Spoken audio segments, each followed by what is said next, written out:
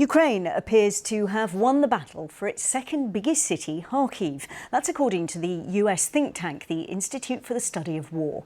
It says Russia has failed in its efforts to encircle the city and now appears to be focused on withdrawing its troops safely across the border. But Russian troops are intensifying their attacks in the Donbas region, which is now seeing some of the heaviest fighting, as Francis Reid reports. Severodonetsk in the east of Ukraine. As a Russian armoured column tries to cross a river, Ukrainian artillery appears to have destroyed an entire battalion tactical group, including dozens of tanks and armoured personnel carriers. Ukrainian officials say this is the third attack in 3 days. But on the front line near Zaporizhia, the Russian assault continues to inflict heavy damage on family homes and people's lives. Shells just missed this house. Further east in Mariupol, satellite imagery shows the extent of Russia's relentless bombardment of the Azovstal steelworks. The last remaining Ukrainian fighters in this city have been here for weeks. Ukraine is still trying to get them out alive.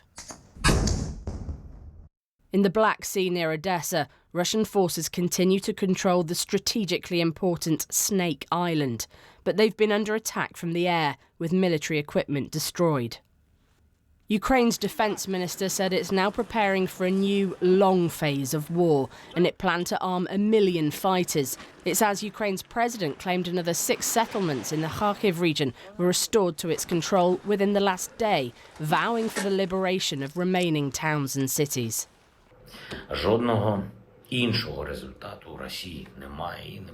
There is no other result for Russia, and there won't be.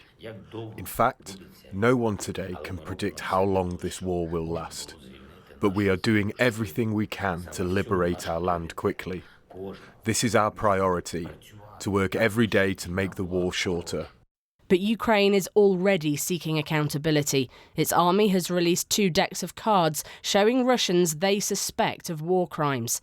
US forces produced something similar in its 2003 invasion of Iraq, when listing the most wanted members of Saddam Hussein's government. It comes as Ukraine starts its first war crimes trial in Kyiv. This, a 21-year-old Russian soldier appearing in the dock and accused of killing an unarmed civilian. Vadim Shishimarin faces life in prison if convicted. It's not clear how he was captured or what the nature of the evidence is against him. Russia has denied targeting civilians and made no comment on the trial. But war is still happening, and civilians near the front line continue to be forced underground. They remain defiant, and they want their home returned to them. Francis Reid, BBC News.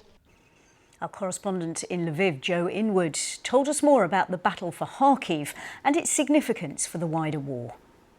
Kharkiv is Ukraine's second city, and it's had the nickname in the past of a fortress city. And I think it's fair to say that over the last 70 days, it's earned that reputation. It seems the Ukrainian forces that have been defending it since pretty much the start of the war, under huge levels of bombardment, have successfully pushed the Russians back. They've been launching counter-offensives, we understand, over the last few days, and now this analysis from the Institute of the Study of War thinks that that has been so successful that the Russians have been pushed back to the border in some cases and have basically given up their attempts to encircle Kharkiv. Now, it's not a turning point in the war, I think, in the same way that the defeat for the Russians in the battle for Kyiv was, but I think it is a significant moment.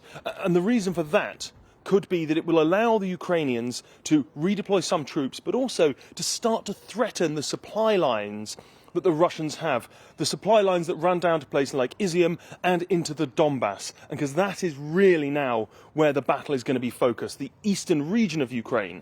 If the Ukrainians can start to threaten those supply lines, bring more troops in, well, they can give themselves a key strategic advantage in what is going to be the battle for the future of this country.